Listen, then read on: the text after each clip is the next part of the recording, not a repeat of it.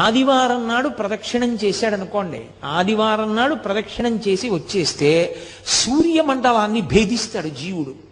శరీరం పడిపోయిన తర్వాత శరీర పతనానంతరము సూర్యమండలాన్ని ఛేదించి కైలాసంలో శివలోకానికి వెళ్ళి శివ సాన్నిధ్యమును పొందుతాడు. ఒక సోమవారం నాడు ప్రదక్షిణం చేశాడనుకోండి, జరామృత్యువులను దాటతాడు. జరామృత్యువు అంటే వృద్ధాప్యము, మృత్యువు.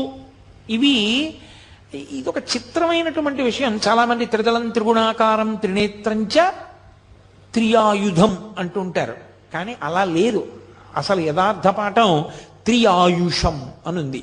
త్రియాయుషం ఏకబిల్వం శివార్పణం.